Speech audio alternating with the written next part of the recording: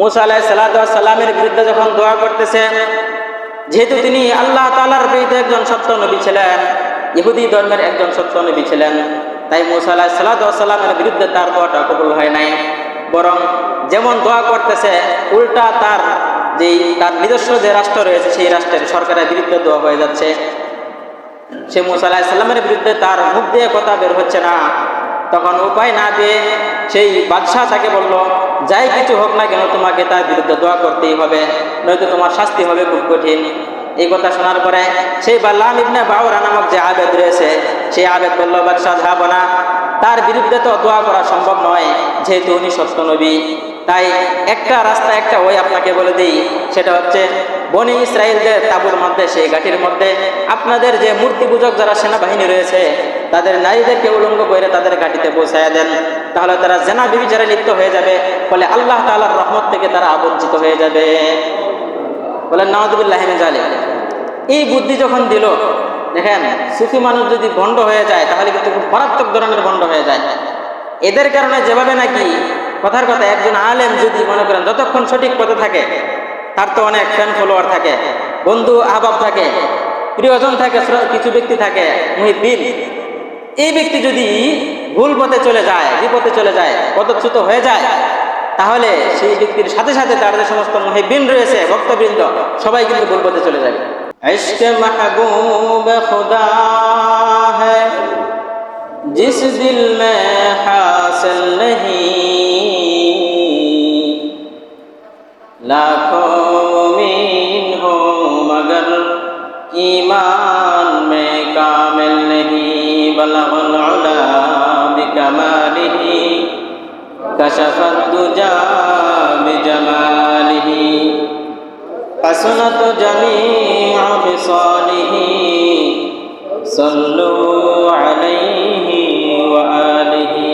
ला इलाहा इल्लल्लाह, ला इलाहा इल्लल्लाह, ला इलाहा इल्लल्लाह, ला इलाहा इल्लल्लाह, ला इलाहा इल्लल्लाह, ला इलाहा इल्लल्लाह, ला इलाहा इल्लल्लाह, ला इलाहा इल्लल्लाह, ला इलाहा इल्लल्लाह मुहम्मदुर रासूलुल्लाह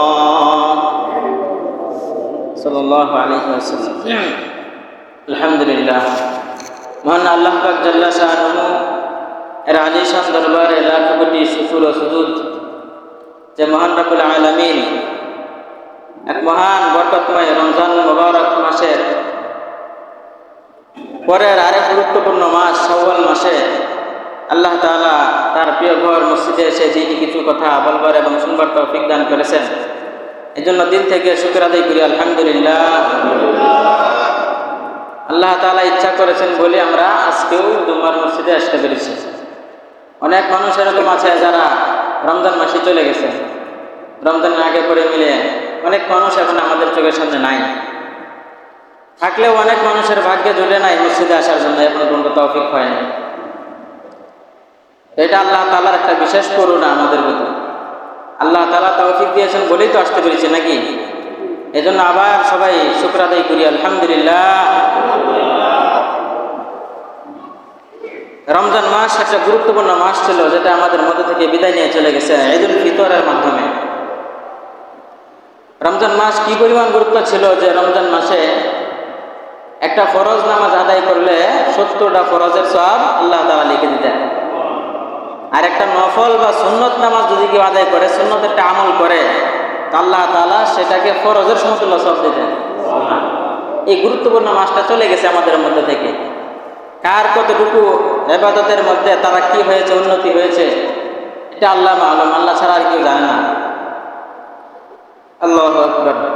এই যে রমজান মুবারক মাস বিদায় নিল আমাদের মধ্য থেকে, এখন যে শাওয়াল মাস আসছে, শাওয়াল মাসের গুরুত্ব কিন্তু কম নয়। শাওয়াল মাসও ইতিহাস, ইসলামী ইতিহাসে অনেক গুরুত্ব রাখে, অনেক গুরুত্ববহ একটি মাস। তো বিশেষ করে যেহেতু আমাদের মধ্য থেকে রমজান নামক একটি ইবাদতের, একটি পুণ্যের একটি মাস চলে গেছে। রমজানের সময় আমাদের যেভাবে দিন কেটেছে, এখন কি আমাদের দিন এভাবে কাটে? এভাবে কাটে না। রমজানের প্রতিটা মুহূর্ত যেরকম লাগতো, একটু ফিকির করে দেখেন, চিন্তা করে দেখেন, রমজান মাসের জুমার দিনে যখন মসজিদে আসতেন জুমা পড়ার জন্য, তখন কেমন লাগতো, আর এখন মনটা কেমন লাগতেছে? একটু ব্যতিক্রম হয়ে গেছে। সারাদিন না খেয়ে উপোস থেকে একমাত্র আল্লাহ তাআলার জন্য রোজা মুখে নিয়ে আমরা মসজিদে আসতাম। এখন তো খাবার দাবার অনেকে মাত্র খেয়েছে, আবার কেউ সকালে খেয়ে তারপরে আসছে। মোট কথা, দুইটা মাসের ফিলিংস এক নয়। তো এই রমজান যে চলে গেছে আমাদের মধ্য থেকে, এখন আমাদের কি করণীয়? রমজান মাসে তো যেহেতু শয়তান আবদ্ধ ছিল, রমজান মাস গুরুত্বপূর্ণ মাস, ইবাদতের মাস, এখানে অনেকেই গুনাহ থেকে বিরত রয়েছে। অনেক কাজ করলেও মন চাইলেও করতে চায় নাই, করে নাই। এখন কিভাবে চলতে হবে আমাদের? এই রমজান পরবর্তী মোট 8টা দিক নির্দেশনা, মোট 8টা পয়েন্টের কথা বলবো। এই 8টা কাজ আমরা যদি করি, তাহলে আশা করা যায় আল্লাহ তাআলা নবীর তরিকার উপরে আমাদেরকে রাখবেন ইনশাআল্লাহ তাআলা। সবাই বলে ইনশাআল্লাহ। এই 8টা কাজের মধ্যে প্রথম যে কাজ, এটা হচ্ছে এই যে রমজান মাস আমাদের মধ্য থেকে চলে গেছে, রমজান মাসে আমরা যেভাবে দিন কাটিয়েছি, যেভাবে ইবাদত, একটা মানে কেমন উপাসনা মুখর একটা দিন আমাদের ছিল, মাস ছিল।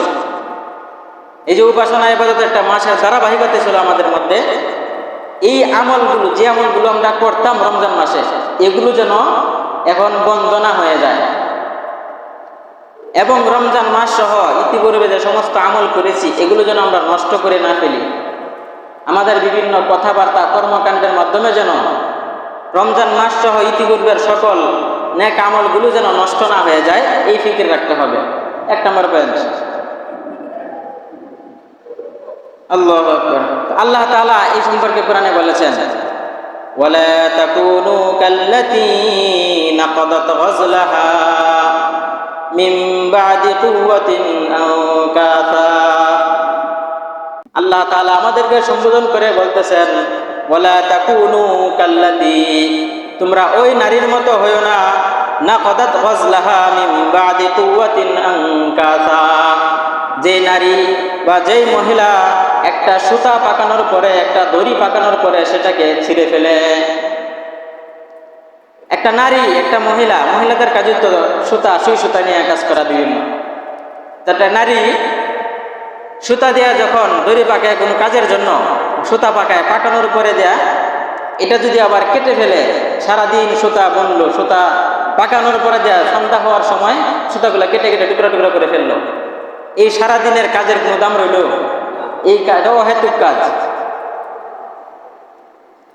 তো জাহিলি যুগে কোন রাওয়ায়াতে পাওয়া যায় এই আয়াতের তাফসিরে, যে বনি ইসরাইলের যুগে একটি মহিলা ছিল, একটি নারী ছিল, যে পাগল, উন্মাদ ছিল। এই উন্মাদিনী নারী সারাদিন এভাবে সুতা নিয়ে দড়ি পাকাইতো, আবার সন্ধ্যার আগ মুহূর্তে বা সন্ধ্যার পরে দেয়া সেই দড়িটাকে টুকরা টুকরা করে কেটে ফেলত। কোনো বর্ণনা পাওয়া যায় সেই দড়িটার পেঁচটা খুলে ফেলত।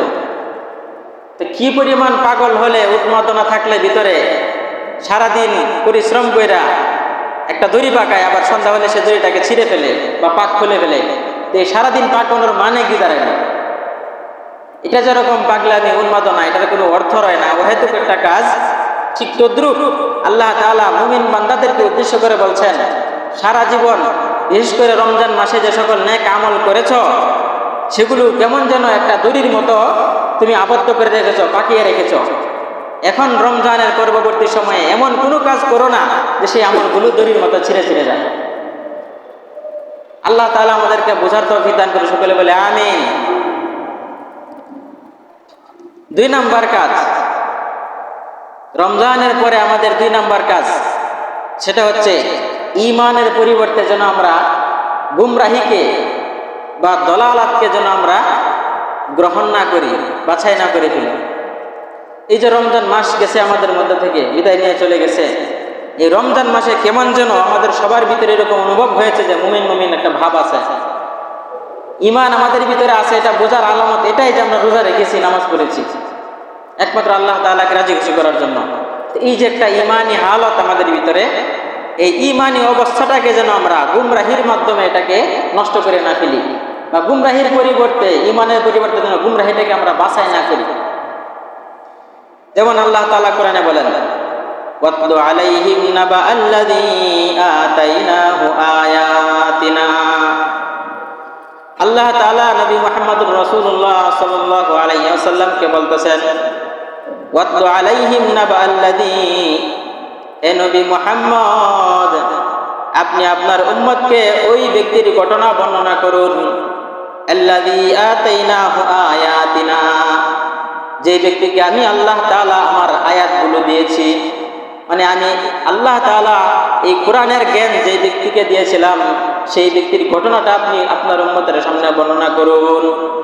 ফানসালাখা মিনহা, এরপরে ওই ব্যক্তি, যে ব্যক্তিকে আল্লাহ পাক রব্বুল আলামিন কোরআন এবং হাদিসের জ্ঞান দিয়েছিলেন, কোরআনের জ্ঞান দেওয়ার পরে ফানসালাখা মিনহা ফাতাবাহু শাইতান, সেই আমার আয়াতগুলো থেকে সে মুখ ফিরে নিয়েছে, আমার আয়াত অনুযায়ী সে আমল করে নাই।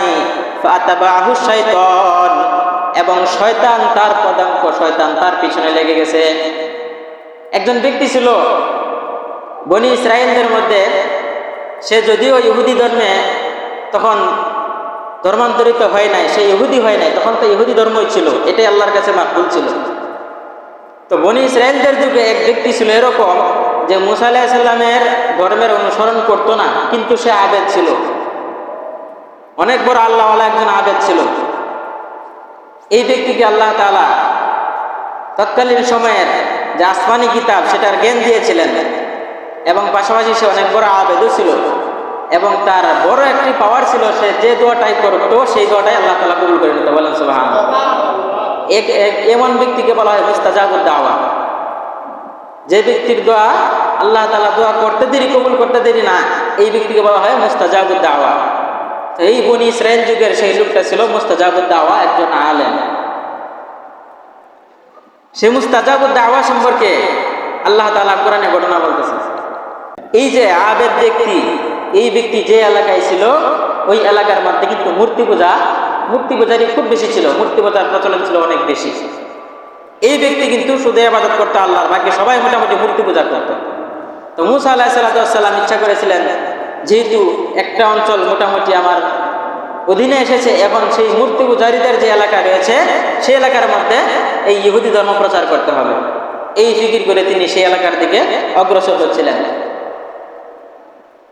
এই সংবাদ যখন সেই আবেদ নামক ব্যক্তির, সেই আবেদের এলাকার একজন বাদশাহ শুনতে পেল, সেই আবেদের এলাকার একজন শাসক যখন এই কথা শুনতে পেল, তখন তিনি সেই আবেদের কাছে এসে বললেন, ও আবেদ, তুমি যেহেতু মুস্তাজাবুদ দাওয়া, তোমার সকল দোয়া আল্লাহ তাআলা কবুল করেন, তাই তুমি তো হয়তোবা শুনেছ হযরত মুসা আলাইহিস সালাম আমাদের এই এলাকাটাকে আক্রমণ করার জন্য আসতেছে। তুমি যেহেতু মুস্তাজাবুদ দাওয়া, সুতরাং তুমি আল্লাহ তাআলার কাছে দোয়া করো যেন মুসা আলাইহিস সালামের দলকে যেন আল্লাহ তাআলা প্রতিহত করে দেন। বলেন নাউজুবিল্লাহি মিন যালিক। সেই এলাকার বাদশাহ সেই আবেদের কাছে আসছে, আয়েশা বলতেছে কি যে মুসা আলাইহিস সালাম তো জানো কিরকম মানুষ, এই যে আমাদের সাথী ছিল ফেরাউন, তার দলবল সহকারে পানির মধ্যে ডুবে জাদু করে মারলো, সে তো বড় জাদুকর, এখন আমাদের এলাকায় আসতেছে বিশৃঙ্খলা করার জন্য। তো তুমি, তোমার তো সকল দোয়া আল্লাহ তাআলা কবুল করেন, সৃষ্টিকর্তা কবুল করেন, সুতরাং তুমি তার বিরুদ্ধে দোয়া করো। এই সে আবেদকে বলতেছে। সেই আবেদের কথা এই আয়াতের তাফসিরে মুফাসসিরিনে কেরামগণ বলেছেন, সেই আবেদের তিনটা নাম উল্লেখ করেছেন। এক বর্ণনা রয়েছে বাল্লাম ইবনে বাউর, আরেক বর্ণনা পাওয়া যায় বাল্লাম ইবনে বাউরা, আরো কোনো বর্ণনা পাওয়া যায় বাল্লাম ইবনে আবরমা।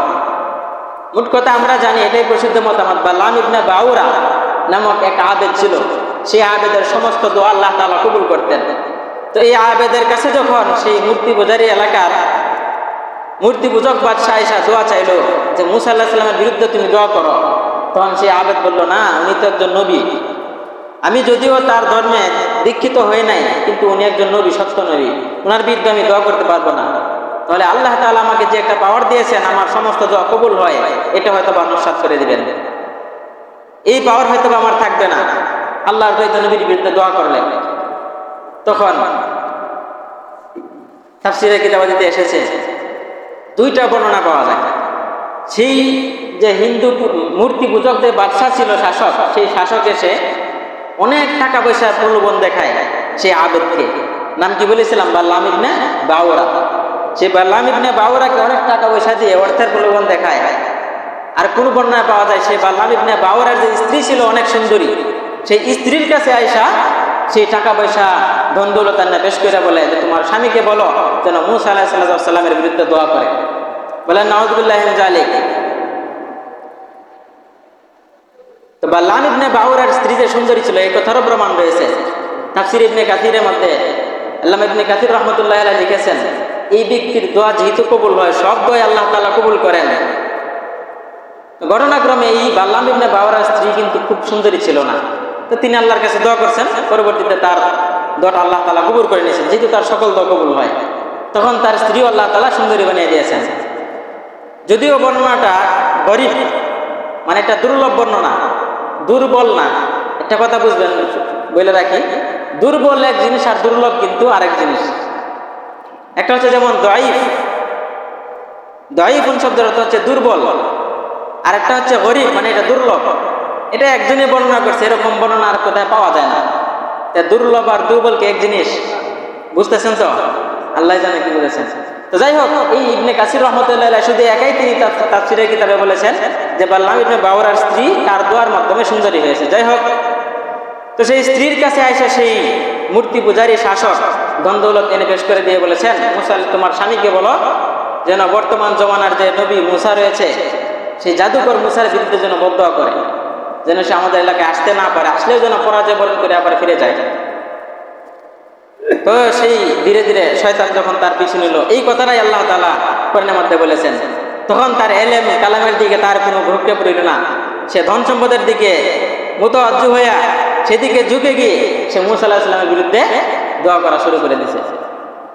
মূসা আলাইহিস সালামের বিরুদ্ধে যখন দোয়া করতেছে, যেহেতু তিনি আল্লাহ তাআলার বিরুদ্ধে একজন সত্য নবী ছিলেন, ইহুদি ধর্মের একজন সত্য নবী ছিলেন, তাই মূসা আলাইহিস সালামের বিরুদ্ধে তার দোয়াটা কবুল হয় নাই।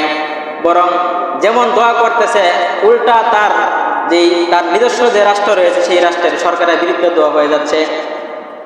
সে মূসা আলাইহিস সালামের বিরুদ্ধে তার মুখ দিয়ে কথা বের হচ্ছে না। তখন উপায় না দিয়ে সেই বাদশাহ তাকে বলল, যাই কিছু হোক না কেন তোমাকে তার বিরুদ্ধে দোয়া করতেই হবে, নয়তো তোমার শাস্তি হবে খুব কঠিন। এই কথা শোনার পরে সেই বাল্লাম ইবনে বাউরা নামক যে আবেদ রয়েছে, সেই আবেদ বলল, বাদশাহ যাবো না, তার বিরুদ্ধে তো দোয়া করা সম্ভব নয়, যেহেতু উনি সত্য নবী। তাই একটা রাস্তা, একটা ওই আপনাকে বলে দিই, সেটা হচ্ছে বনি ইসরাইলদের তাঁবুর মধ্যে, সেই ঘাটির মধ্যে আপনাদের যে মূর্তি পূজক যারা সেনাবাহিনী রয়েছে তাদের নারীদেরকে উলঙ্গ করে তাদের ঘাটিতে পৌঁছায় দেন, তাহলে তারা জেনা ব্যভিচারে লিপ্ত হয়ে যাবে, ফলে আল্লাহ তাআলার রহমত থেকে তারা বঞ্চিত হয়ে যাবে। বলেন নাউযুবিল্লাহি মিন যালিক। এই বুদ্ধি যখন দিল, দেখেন সুফি মানুষ যদি ভণ্ড হয়ে যায় তাহলে কিন্তু খুব মারাত্মক ধরনের ভণ্ড হয়ে যায়। এদের কারণে যেভাবে নাকি কথার কথা একজন আলেম যদি মনে করেন যতক্ষণ সঠিক পথে থাকে, তার তো অনেক ফ্যান ফলোয়ার থাকে, বন্ধু আহবাব থাকে, প্রিয়জন থাকে, কিছু ব্যক্তি থাকে মুহিব্বিন। এই ব্যক্তি যদি ভুল পথে চলে যায়, বিপথে চলে যায়, পদচ্যুত হয়ে যায়, তাহলে সেই ব্যক্তির সাথে সাথে তার যে সমস্ত মুহিব্বিন রয়েছে, ভক্তবৃন্দ, সবাই কিন্তু ভুল পথে চলে যাবে। তো এই যে একজন আবেদ ছিল, মুস্তাজাবুদ দাওয়া একজন আবেদ, নাম কি বললাম? বাল্লাম ইবনে বাউরা। সে যখন বিরুদ্ধে দোয়া করলো, এই বিরুদ্ধে দোয়া কবুল হলো না, তখন সে আর একটা কুমন্ত্রণা, একটা কুপদ্ধতি সে বলে দিল। তখন সেই পদ্ধতি তারা অবলম্বন করার চেষ্টা করছে। তো যাই হোক, এই ব্যক্তির কথাই আল্লাহ তাআলা বলতেছেন, ওয়াতলু আলাইহিম নাবা আল্লাযী আতাইনাহু আয়াতিনা। হে নবী মুহাম্মদ, আপনি আপনার উম্মতদেরকে ওই ব্যক্তির ঘটনা বর্ণনা করুন যাকে আমি আমার কোরআনের এলেম দিয়েছিলাম, আমি আমার কিতাবের এলেম দিয়েছিলাম। ফানসালাখা মিনহা, এতবার এটা থেকে সে বিপদ হয়ে গেছে। ফাতবাউ শাইতান, এবং শয়তান তাকে তার পিছু নিয়েছে। শয়তান তার পিছু নিয়েছে না, এই কারণে তো সেই মতামতটা দিল। ফাকানা মিনাল গাবিন। সে যখন তার দোয়া যখন কবুল হলো না, কবুল না হওয়ার পরেও যখন সে অন্য আরেকটি কুমন্ত্রণা দিয়ে দিল, তখন ফাকানা মিনাল গাবিন, আল্লাহ তাআলা বলেন তখন এই ব্যক্তি সে পথভ্রষ্টদের অন্তর্ভুক্ত হয়ে গেছে। ওয়ালাউ শি'না লারাফা'নাহু বিহা, আল্লাহ তাআলা বলেন যদি আমি চাইতাম, আমি আল্লাহ চাইলে সেই আমার কিতাবের জ্ঞান যেটা তাকে দিয়েছিলাম, সেই কিতাবের জ্ঞানের মাধ্যমে ইচ্ছা করলে তাকে উন্নতি করতে পারতাম, তার মর্যাদা আমি উন্নত করতে পারতাম। ওয়ালাকিন্নাহু আখলাদা ইলাল আরদি ওয়াত্তাবা হাওয়া, কিন্তু সেই ব্যক্তি কি করলো? আখলাদা ইলাল আরদি, সে পার্থিব ধন সম্পদের দিকে সে ঝুঁকে পড়েছে, সম্পদের দিকে ঝুঁকে পড়েছে, লোভেই তো সে এই বদ্ধ করতে চাইছিল। ওয়াত্তাবা হাওয়া, এবং তার মনের অনুসরণ করেছে, নফসে আম্মারা অনুসরণ করেছে। ফামাসালুহু কামাসালিল কালব, আল্লাহ তাআলা বলেন তাই সেই ব্যক্তির উদাহরণ হচ্ছে সেই আবেদ বাল্লাম ইবনে বাউরা, সেই ব্যক্তির উদাহরণ হয়ে গেছে কেমন যেন সে একটা কুকুর। বলেন নাউযুবিল্লাহ। আল্লাহ তাআলা উদাহরণ দিয়ে দিচ্ছেন যে ব্যক্তিকে আমি আল্লাহর কিতাবের জ্ঞান দিয়েছি, তারপরেও সেই কিতাবের অনুসরণ না করে শয়তানের অনুসরণ করেছে, সে তো অবশ্যই আমার প্রিয় বান্দাদের অন্তর্ভুক্ত থাকতে পারে না, বরং সে মানুষই না, সে কুকুরের কাতার চলে গেছে। বলেন নাউযুবিল্লাহি মিন যালিক। আল্লাহ তাআলার বাণী, আল্লাহ বলেছেন ইন তাহমিল আলাইহি ইয়ালহাস আও তাতরুকহু ইয়ালহাস। কুকুরের স্বভাব কেমন? কুকুরের উপর যদি কোনো বোঝা দেওয়া হয় তারপরেও সে জিহ্বা বের করে হাঁপায়, তার পিঠে যদি কোনো বোঝা নাও দেওয়া হয়, তাকে যদি সোজাভাবে ছেড়ে দেওয়া হয় তারপরেও সে জিহ্বা বের করে হাঁপায়। কুকুরের স্বভাব কি? মায়ের দিলেও হাঁপাইবে জিহ্বা বের করে, আর যদি রোদ না থাকে কোনো কাজ, তার পিঠে কি কেউ কিছু চাপায়া দেয়? চাপায়া দেয় না, তো কোনো বোঝা চাপায়া দেয় না, তারপরে সে জিহ্বা বের করে হাঁপায়। এটা কুকুরের স্বভাব। এখান থেকে তাফসিরে মুফাসসিরিনে কিরাম বলেছেন, এর তাফসিরে সে বাল্লাম ইবনে বাউরা যখন মুসা আলাইহিস সালামের বিরুদ্ধে দোয়া করলো, তখন তার জিহ্বাটাকে আল্লাহ তাআলা কুকুরের মতো বের করে দিয়েছেন। বলেন নাউযুবিল্লাহি মিন যালিক। তো কেন বের করেছেন? এই যে শাস্তিটা কেন দিয়েছেন, এটা হচ্ছে আমাদের মূল টপিক, মূল বিষয়। সেটা হচ্ছে কি, এই ব্যক্তিকে যে একটা ধাঁচে ছিলেন, শরীয়তের যে একটা সীমার মধ্যে ছিল, এটা থেকে সে বের হয়ে গেছিল। তো এতদিন এই যে রমজান মাস গেছে, রমজান মাস সহ ইতিপূর্বের যত নেক আমলের যে একটা ধারাবাহিকতা আমাদের মধ্যে ছিল, এটা যেন আমরা নষ্ট না করে ইমানের পরিবর্তে যেন গুমরাহিকে আমরা ক্রয় করে না ফেলি, এটা হচ্ছে আমাদের 2 নম্বর কাজ। 3 নম্বর কাজ আমাদের কি করণীয়? শয়তান থেকে সবসময় সতর্ক থাকতে হবে। শয়তান থেকে সবসময় সতর্ক থাকতে হবে। শয়তান তো দেখা যায় না, শয়তান মানুষের, নবীজি বলেছেন হাদিসের মধ্যে ইন্না শাইতানা ইয়াজরি মাজরা দামিল ইনসান, শয়তান মানুষের রগ রেশা দিয়ে ঘোরাফেরা করে, রক্ত চলাচলের রাস্তা দিয়ে শয়তান ঘোরাফেরা করে। তাহলে এটা কিভাবে আমরা দেখব? তো যাই হোক, এরপরে অনেকে বুঝতে পারি আমরা এই যে একটা খারাপ কাজের দিকে আমার মন যাচ্ছে, কে নিচ্ছে? শয়তান। এটা অন্তত বুঝতে পারে সবাই, পরে সেটা ভিন্ন বিষয়, কিন্তু এটা বুঝতে পারে যে শয়তান এটা ধোঁকা দিচ্ছে। তো শয়তান থেকে সতর্ক থাকা আমাদের 3 নম্বর কাজ। রমজানের পরবর্তী 8টা কাজের মধ্যে 3 নম্বর কাজ কি? শয়তান থেকে দূরে থাকা। আল্লাহ তাআলা বলেন ইন্নাশ শাইতানা লাকুম আদুউন ফাত্তাখিযুহু আদুওয়া, শয়তান হচ্ছে তোমাদের শত্রু, ফাত্তাখিযুহু আদুওয়া, সুতরাং তোমরা তাকে শত্রু হিসেবে গ্রহণ করো। শয়তান আমাদের শত্রু। কে বলছেন? আল্লাহ বলতেছেন ইন্নাশ শাইতানা লাকুম আদুউন ফাত্তাখিযুহু আদুওয়া, শয়তান যেহেতু তোমাদের শত্রু, স্পষ্ট শত্রু, তাই শয়তানকে তোমরা শত্রু হিসেবে গ্রহণ করো। ইন্নামা ইয়াদউ হিজবাহু লিয়াকুনু মিন আসহাবিস সাঈর, এই শয়তান, তার যে শয়তানের দল রয়েছে, যারা শয়তানকে অনুসরণ করে শয়তানের কুমন্ত্রণায় পড়ে যায়, তার এই দলকে শয়তান ডাকে, দাওয়াত দেয় লিয়াকুনু মিন আসহাবিস সাঈর, যেন তারা জাহান্নামবাসী হয়ে যায়। বলেন নাউযুবিল্লাহ। শয়তান কি কখনো জান্নাতের রাস্তা দেখাবে? এটা শয়তানের কাজ কি? শয়তান যদি এটাই দেখায় তাহলে নবীর আসার তো কোনো প্রয়োজন ছিল না। শয়তানের কাজই হচ্ছে কিভাবে উম্মতে মুহাম্মাদীকে জাহান্নামী করা যাবে, এই চিন্তা শয়তানের। এটা আল্লাহ তাআলা বলেন ইন্নামা ইয়াদউ হিজবাহু লিয়াকুনু মিন আসহাবিস সাঈর, শয়তান তার দলকে ডাকে যেন তারা জাহান্নামবাসী হয়ে যায়। আল্লাহ তাআলা আমাদেরকে শয়তানের কুমন্ত্রণা থেকে বেঁচে থাকার তৌফিক দান করুন। সকলে বলে আমিন।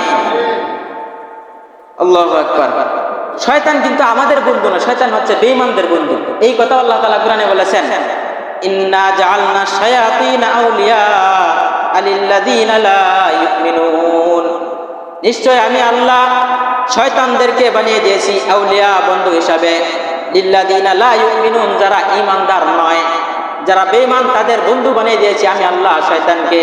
তাহলে আপনি যদি একজন মুমিন বলে দাবি করেন, যদি রমজান মাসে ইবাদত কিঞ্চিত মাত্র করে থাকেন, তাহলে এই ঈমানের যদি দাবি করে থাকেন, তাহলে কখনো শয়তান অনুসরণ করা যাবে না, শয়তান অনুসরণ করা যাবে না কখনো। তো 3 নম্বর কাজ যেটা ছিল আমাদের, শয়তান থেকে সতর্ক থাকা। 4 নম্বর কাজ আমাদের, এক ওয়াক্ত নামাজও যেন এখন আর তরক না হয়। রমজান মাসে এখন বলতে পারে রমজানে তো নামাজ পড়ি নাই, তাহলে এখন আর ছাড়বো না, সর্বতি আছে। যারা পড়ে নাই তাদের তো কথা ভিন্ন, যারা এই সাপ্তাহিক মুসল্লি বা বাৎসরিক মুসল্লি, তাদের কথা ভিন্ন, তাদেরকে আমি বলছি না। তাদের প্রতি উদাত্ত আহ্বান থাকবে যে আপনারা ফিরে আসুন দিনের পথে, সঠিক পথে চলে আসুন, কারণ কখন কার মৃত্যু হয়ে যায় এটা বলা যায় না। বাকি রমজানের মধ্যে এরপরে অনেক যুবক ভাইরা রয়েছে, অনেক মানুষ এরকম রয়েছে যারা রমজানকে উপলক্ষ করে হলেও অন্তত নামাজটাকে ছাড়ে নাই, 5 ওয়াক্ত নামাজটা ধরে রাখার চেষ্টা করেছে। তাদের প্রতি আমার করজোর আবেদন, আপনারা 1 ওয়াক্ত নামাজও এখন আর ছাইরেন না। নামাজ শুধু রমজান মাসের জন্য নয়, নামাজ কি শুধু রমজান মাসের জন্য ফরজ? সারা বছরের জন্য, সবার জীবনের জন্য সেটা ফরজ। হাফিযু আলাস সালাওয়াতি ওয়াস সালাতিল উসতা, আল্লাহ তাআলা কোরআনে বলেন হাফিযু আলাস সালাওয়াত, ও আমার উম্মতেরা তোমরা 5 ওয়াক্ত নামাজ, সমস্ত নামাজগুলোর হেফাজত করো, সময় মতো আদায় করো। ওয়াস সালাতিল উসতা, বিশেষ করে সালাতে বুস্তার ব্যাপারে, মধ্যবর্তী নামাজের ব্যাপারে। এই সালাতে বুস্তার এক একভাবে ব্যাখ্যা করা যায়। এক এক মুহাদ্দিসিনে কেরাম, এক এক মুফাসসিরিনে কেরাম এটাকে এক এক ওয়াক্তের মধ্যে নির্দিষ্ট করেছেন। কিন্তু বাস্তবিক করতে গবেষণা করলে দেখা যায় এই সালাতে বুস্তা বা মধ্যবর্তী নামাজ মূলত 5 ওয়াক্ত নামাজই। এরপরেও সালাতে বুস্তা হিসাবে সবচেয়ে প্রসিদ্ধ যে মতামত মুফাসসিরিনে কেরাম বলেন, এই সালাতে বুস্তার দ্বারা উদ্দেশ্য হচ্ছে আসরের নামাজ, সালাতুল আসর। আল্লাহ তাআলা বলেন হাফিযু আলাস সালাওয়াতি ওয়াস সালাতিল উসতা, তোমরা সবগুলো নামাজের প্রতি যত্নবান হবা, এবং বিশেষ করে সালাতে বুস্তার ব্যাপারে, মানে নামাজের সালাতুল আসরের ব্যাপারে। লক্ষ্য করলে দেখা যায়, আপনারা দেখবেন আসরের নামাজের সময় কিন্তু মসজিদের মধ্যে মুসল্লি কম হয়। মুসল্লি কম হয় না? সকালে ফজরের সময় হয়তো অনেকে উঠে যায়, উঠে যাওয়ার পরে ভাবে আচ্ছা নামাজটা পড়ে আসি, চলে আসে। মাগরিবের সময় আসে, এশারের সময় পাওয়া যায়, জোহরের সময় কম পাওয়া যায়, তো আসরের সময় একবারই পাওয়া যায় না। যারা মুরব্বীরা রয়েছে তারা ধীরে ধীরে বাজারের দিকে পা বাড়ায় একটা দুটা চা খাওয়ার জন্য। এই নামাজের সময়টা কিন্তু রাস্তার মধ্যে চলে যায়। আপনাদের তো যাই হোক বাজার কাছে, বাজারের মধ্যেও মসজিদ রয়েছে, এই মসজিদে পড়তে হবে এটা তো আর জরুরি না, নামাজ পড়লেই হলো। যদি খুব ব্যস্ততা থাকে তাহলে দোকানের মধ্যে পড়ে নেবেন, কোনো সমস্যা নেই। আর যারা যুবক ভাইয়েরা, বালকরা যারা রয়েছে, কিশোররা, তারা কিন্তু এই সময়টাতে খেলাধুলার মধ্যে মত্ত থাকে। মোট কথা এই সালাতুল আসরের মধ্যে কিন্তু মসজিদে মুসল্লি খুব কমই হয়। বিশ্বাস যদি না হয় তাহলে আপনারা একদিন আয়সা দেখেন, আসরের সময় সবাই চলে আসবেন, আয়সা দেখবেন মুসল্লি কম না বেশি। যাই হোক, 1 ওয়াক্ত নামাজ যেন আমাদের মিস না হয়, এটা হচ্ছে আমাদের 4 নাম্বার কাজ, করণীয় কাজ। নবীজি হাদিসের মধ্যে বলেছেন ইন্না আউওয়ালা মা ইউহাসাবু বিহিল আবদু ইয়াউমাল কিয়ামাতি সালাতু, কাল কিয়ামতের ময়দানে সর্বপ্রথম কোন আমলের হিসাব হইবে? নামাজের হিসাব হইবে। এই নামাজ নামক হিসাব থেকে যে নাকি ছাড় পেয়ে যাবে, সে তার জীবন সফল, ফাকাদ আফলাহা ওয়া আনজাহা, হাদিসের ভাষ্য। তাহলে সে যেন সফল কাম হয়ে গেল, সে যেন জান্নাতি হয়ে গেল, বলেন সুবহানাল্লাহ। আর যেটার মধ্যে ধরা খাই যাবে ফাকাদ খাসির, ফাকাদ খাবা ওয়া খাসির, সে যেন একদম সবকিছু হারিয়ে ফেললো, ওয়া খাসির, এবং সে যেন ক্ষতিগ্রস্ত হয়ে গেল, মানে জাহান্নামী হয়ে গেছে, নাউযুবিল্লাহি মিন যালিক। এই কারণে 1 ওয়াক্ত নামাজও ছাড়তে পারবো না। কয়টা গেল? 4টা। সংক্ষিপ্ত শেষ করে দিচ্ছি। 5 নম্বর কাজ আমাদের কোরআন তেলাওয়াত চালু রাখা। যারা কোরআন পড়তে পারি, রমজানে তো কোরআন পড়েছি আমরা, কিন্তু অনেকেই মনে করে যে রমজান তো কোরআন নাজিলের মাস, তো রমজান কোরআন শরীফ তো রমজান মাসে পড়ার লাগেই নাজিল করা হয়েছে, সারা বছর মনে আর পড়া লাগবে না। বিষয়টা কি এরকম? আরে কোরআনের নাম কোরআন রাখা হয়েছেই তো এই জন্য, যেহেতু সব সময় এটা পাঠ করা হয়। কোরআন মানে কি? সবচেয়ে বহুল পঠিত কিতাবের নামই হচ্ছে কোরআন। এটা সবসময় পড়া, যারা পারি কোরআন তারা দেখে দেখে পড়া, যারা 1-2টা সূরা পারি, পুরা কোরআন পারি না, তারা অন্তত এই সূরা ইখলাস বা 2-1টা সূরাও কোরআন দেখে দেখে পড়া। এভাবে পড়তে পড়তে একসময় আল্লাহ তাআলা হয়তো বা কোরআনের নূর দিয়া আপনার চোখের মধ্যে আল্লাহ তাআলা নূর দিয়ে দিতে পারেন। সুবহানাল্লাহ। এখানে এটার কোরআন তেলাওয়াতটা অব্যাহত রাখা, চালু রাখা। 6 নাম্বার যে কাজ, মৃত্যুকে বেশি বেশি স্মরণ করা।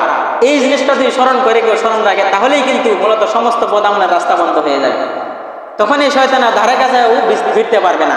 মৃত্যুকে বেশি বেশি স্মরণ করা, কারণ আল্লাহ কোরআনে বলেছেন, আপনারা সবাই জানেন, কুল্লু নাফসিন যায়িকাতুল মাউত, সবাই জানে কত মিষ্টি খাইছে এই আয়াত দিয়া, কিন্তু এই আয়াতে কি বলা হয়েছে এটার প্রতি কারো প্রজ্ঞাত নাই। কুল্লু নাফসিন যায়িকাতুল মাউত, প্রত্যেকটা প্রাণী মৃত্যু স্বাদ গ্রহণ করতে হবে। প্রাণ আছে মানে তার প্রাণটা চলে যাবে একসময়, আল্লাহ তাআলা নিয়ে নেবেন। সুম্মা ইলাইনা তুরজাউন, তারপর কার কাছে ফিরে যেতে হবে? আল্লাহর কাছে। এই কারণে বেশি বেশি মৃত্যুকে স্মরণ করা। নবীজি হাদিসের মধ্যে বলেছেন আকসিরু যিকরা হাদিমিল লাযাত, তোমরা বেশি বেশি মৃত্যুকে স্মরণ করো। হাদিমিল লাযাতের ব্যাখ্যায় হাদিসে, অনেক হাদিসের মধ্যেই তাফসীর দিয়ে দেওয়া হয়েছে ইয়ানি আল মাউত, মৃত্যুকে বেশি বেশি স্মরণ করা। 7 নাম্বার যে আমাদের কাজ, আল্লাহ ওয়ালাদের সুহবত গ্রহণ করা। কোরআনে আল্লাহ তাআলা বলেছেন ইয়া আইয়ুহাল্লাযীনা আমানুত্তাকুল্লাহা ওয়া কুনু মা'আস সাদিকিন। ইয়া আইয়ুহাল্লাযীনা আমানু, হে ঈমানদাররা, আপনি আমি ঈমানদার না? বিশ্বাস হয়তো, বিশ্বাস না থাকলে তো হবে না। আশা আর ভয় দুইটার মাঝখানেই এর নামই হচ্ছে ঈমান, প্রকৃত ঈমান। তো ঈমানদার হিসাবে আল্লাহ তাআলা আমাদেরকে বলছেন ইত্তাকুল্লাহ, তোমরা আল্লাহকে ভয় করো। আল্লাহকে ভয় করার রাস্তা কি? এরপরে আল্লাহ তাআলা বলে দিচ্ছেন, যদিও স্পষ্টভাবে বলেন নাই, ওয়াকুনু মা সাদিকিন, তোমরা সাদিকিন যারা সত্যবাদী এদের অন্তর্ভুক্ত হয়ে যাও, এদের সাথে তোমরা উঠা বসা করো। তার মানে তাকওয়া অর্জন করতে হলে অবশ্যই সত্যবাদীর সাথে থাকতে হবে। তাদের সাথে উঠা চলা করলে, চলাফেরা করলে অবশ্যই এর একটা প্রভাব আসর মানুষের মধ্যে পড়বে। 8 নম্বর কাজ, সর্বশেষ আমাদের যে 8টা ফর্মুলা কাজ রয়েছে, 8 নম্বর কাজ হচ্ছে শাওয়াল মাসের 6টা রোজা রাখা। দেখেন অনেক কষ্ট করে অনেকে সারা রোজার মাস রমজান মাস রোজা রেখেছেন, বাকি যে 6টা রোজা শাওয়াল মাসের 6টা রোজা রয়েছে, এই রোজাগুলো যদি রাখা যায় তাহলে নবীজি হাদিসের মধ্যে বলেছেন, এই যে স্পষ্ট বলা, নবীজি বলেছেন, মান সামা রমাদানা সুম্মা আতবাআহু সিত্তাম মিন শাওয়াল কানা কাসিয়ামিদ দাহর। যে ব্যক্তি রমজান মাসের রোজা রাখলো এবং শাওয়াল মাসের 6টা রোজা 6টা রোজা রাখলো, পরে বলা হয়েছে কানা কাসিয়ামিদ দাহর, সেই জন্য সারা বছর রোজা রাখলো। বলেন সুবহানাল্লাহ। এর সোজা একটা হিসাব দিয়ে দিই, একটা হলো এটা পুরোপুরি বিশ্বাস রাখতে হবে নবীজির কথা 100% সারা বছরের সব দিবেন। এরপরে উলামায়ে কেরাম একটা হিসাব দেন আর কি। দেখেন রমজান মাস, কিছুক্ষণ আগে একটা হাদিস বলেছি, রমজান মাসে যদি কোনো একটা নফল ইবাদত করা হয় তাহলে এটাকে ফরজের সমতুল্য সব দেওয়া হয়। আর একটা ফরজ আদায় করলে কয়টা ফরজ? 70টা ফরজের সব দেওয়া হয়। এবার চিন্তা করে দেখুন, সারা রমজান মাস যে 30টা রোজা রাখা হয়েছে, 70 দিয়ে ভাগ দিলে কতগুলো হয়? এতগুলো রোজা হয়। সুবহানাল্লাহ বলবেন না? এরপরেও সোজা হিসাব ধরেন, আল্লাহ তাআলা কোরআনে যেটা বলেছেন, কোরআনে আল্লাহ তাআলা বলেছেন, মান জাআ বিল হাসানা ফালাহু আশরু আমসালিহা, যে ব্যক্তি একটা নেক আমল করবে তাকে কয়টা নেকি দিবেন আল্লাহ? 10টা নেকি। কয়টা নেকি? এটা সোজা হিসাব, সারা বছরের হিসাব। একটা নেকি করলে, একটা নেক আমল করলে 10টা নেকি দিবেন। তাহলে আমরা যদি 30টা রোজা একমাত্র আল্লাহ তাআলাকে রাজি খুশি করার জন্য করে থাকি, তাহলে 10টা করে ধরলেও কয়টা হয়? হ্যাঁ, 300 না? 300 মানে কি? ধরেন 30টা রোজা মানে এক মাস রোজা রেখেছি, তাহলে 10টা দিলে 10 মাস না? 10 মাসের রোজা হয়ে গেল। এক বছর থেকে আর বাকি রইল কয় দিন? 2 মাস বাকি রইল। তাহলে শাওয়াল মাসের কয়টা রোজা বললাম? 6টা রোজা যদি রাখা হয় 6 10 60, 60 মানে কয় মাস? 60 দিনে কয় মাস? 30 দিনে 1 মাস, তাহলে 2 মাস, এই তো 12 মাস হয়ে গেল। এই সোজা হিসাব, এটা হিসাবের ক্ষেত্রে। যারা তেরা মানুষ একটু বুঝে কম, হিসাবটা বুঝাই দেন, তাদের জন্য হিসাবটা বুঝাই দেওয়া সামান্য। তো এই 6টা রোজা, সারা রোজার মাস 30 দিন রোজা রাখতে পেরেছি, 6টা রোজা আমাদের জন্য বেশি কষ্টকর হবে না, একটু কষ্ট করে আমরা রেখে দেবো ইনশাল্লাহ। সবাই রাজি আছি তো ইনশাল্লাহ? এই 8টা কাজ করতে আমরা সবাই রাজি আছি ইনশাল্লাহ?